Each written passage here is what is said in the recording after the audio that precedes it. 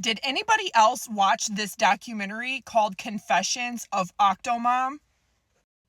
Then they cross out Octomom and it says Nadya Suleman, right? Because that's her name. I don't know. I watched it and gave it a chance yesterday and I was kind of disappointed.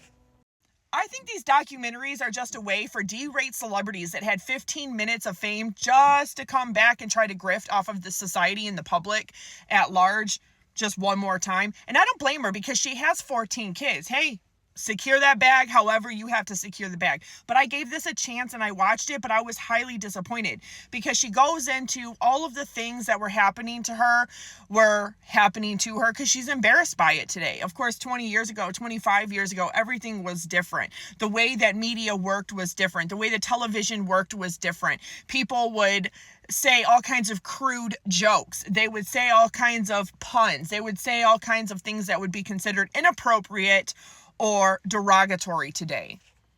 And of course, a lot of these celebrities did things that were embarrassing to who they really are and to their reputation. But she goes on to talk about exactly that.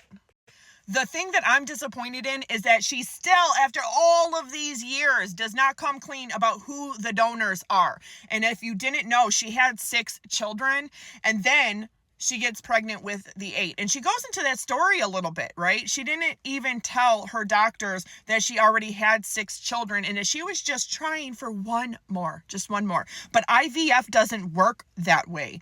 And a lot of people don't understand exactly how IVF works. And this is why a lot of states have enacted laws around IVF because it is, in a sense, playing with life. It is playing God. And I have my own opinions on that, but politically, I'm not going to get into it because I don't like to divide people in that way. And when you start dividing people, you start limiting your audience.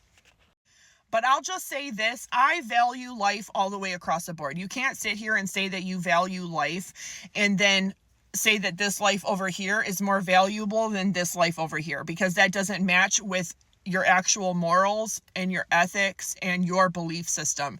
So when it comes to pro-life or pro-choice, Nadya Suleman talks about how she does not believe in that. But you're already playing that when you decide to have IVF with your first 6 children and then for another 1 and you end up with 8.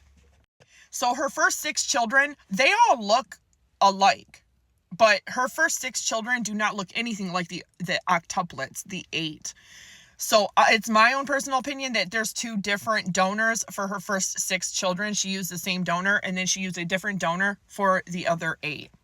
But what I want to know is she doesn't go into how was she a single mom living in a 2-bedroom apartment with 6 children? How did she have the money to do IVF for those 6 children? This is completely unethical for any doctor to not only look into the past and see what was going on there, but she had 6 children. She didn't have the 6 children at once. She had separately 6 children before, and she used IVF to have those 6 children before having the octuplets. Now, when you do IVF, especially back in the day, it was a new science. It was not as prevalent as it is today, not as accepted as it is today. It wasn't as refined as it is today. And of course, a lot of people, you can choose whether or not it's boy or girl, whether or not you have twins. And that's because when they do the embryos, a lot of times they're doing a mass amount of the embryos because they want to genetically test them. And they say, okay, out of these, there's a girl, boy, there's this, and that. And these are the ones that are the most viable. These ones are not. And of course, they don't ever implant those ones. So that way it gives them options over, and sometimes they do batches and all of them are bad. So people have to do it again. So IVF journeys, people have documented them and have talked about it, but they don't talk about the part where if you have a surrogate, that embryo that's already fertilized is going to go into another woman to carry it. And sometimes the woman carries her own egg that is fertilized. And of course, Nadya Suleman had embryos. She had at one time 6 put in with the hopes that one of them would implant. They checked 2 weeks later and all of them were thought to have expelled. However, that's not the case. And she had 6 more left. So instead of having to go through all of this process again, which still she doesn't clarify where she got the money, living in a 2-bedroom apartment as a single mom with 6 children already, where did she get the money to do all of this again? She decides to have the other 6 embryos put in. Now, IVF, this is where people do not talk about this. A lot of times, there's a chance that all of them can stick. There's a chance none of them can stick. They don't know. But if by chance all 6 of them stick, they don't want to run that risk. Very, very high risk. So a lot of times if 6 of them do stick, very, very early on, they'll go on and they will do what they do, like the whole repelling procedure. And they'll go and pull a couple of them out in hopes that, this one will stick.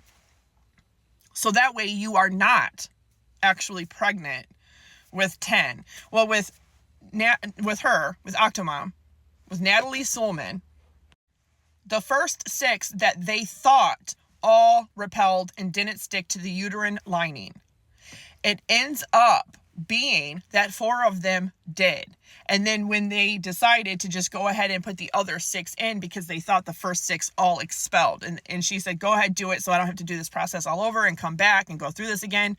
Turns out the other 6 from the second batch all stuck. So she actually had 10 babies all latched onto the uterine lining, and she was pregnant with 10. Now, something happened there, and 2 of them naturally expelled and came out, and she remained pregnant with 8 babies, the octuplets. Now, she signed the paperwork with the doctor that, hey, you can't be pregnant with 8. We didn't expect this. We don't know how this is going to go. There's no way to be able to determine that. However, today they do things a little bit differently. Usually they'll take just that one and try. And then if it expels, they try again. Now, with this, the doctor was supposed to go in and she shows the paperwork, was going to go in and was going to take a few of them out. She says, no, I don't believe in that. But see, that's where my thoughts are, yeah, you do, because you're already playing IVF with your first 6 kids to have them, and then you're already playing IVF now, and then after the fact, you want to say, no, I'm not going to do that. You're already playing life and death with embryos to begin with to have these children, and then after they're already stuck to the uterine lining, then you're going to say, no, don't take them out. I'm just sorry, that's my own personal opinion on that. To me, like, you've already crossed that boundary. How are you going to sit there and say, nope, I don't believe in that? Well, of course you do. Of course you do. I think, in my own personal opinion, that she was trying to break a world record. I think that she was trying to aim for being pregnant with 10 or 12. And that's why she decided to have the other 6 put in there. But she didn't know that the doctors naturally do that procedure because they don't want you to be pregnant with that many. They don't want to run the risk that all the babies are born premature or that they all pass away. So, of course, she says, I don't believe in that. And she remains pregnant with the 8 and she carries them. And of course, that was very high risk. And if you were alive during the story like I was, you remember it being all over the news. You remember, and it was just from there, it was crazy. She had her 15 minutes of fame and it wasn't enough. She was like, okay, I'm going to make money off of doing this, doing that, doing all this crazy, really D-rate celebrity stuff. Boxing matches, like the whole, you see everybody with the Dancing with the Stars, and then you see them doing intimate tapes and things like that, trying to garner money from what they once saw during their 15 minutes of fame. And we see this all the time. We see it with Casey Anthony. We've been seeing it even with Karen Reed through her retrial. We've seen it with Gypsy Rose Blanchard. I'm sure one day we might see it with other people if the Menendez brothers ever get out. I wonder if they're going to make money trying to do the same exact thing because, they've been imprisoned for a very long time. And once you get a taste of that money, once you get a taste of that 15 minutes of fame, it's very hard for attention seekers, sociopaths, narcissists to really let that go and come to an acceptance of, okay, my story was a 15-minute story and that's it.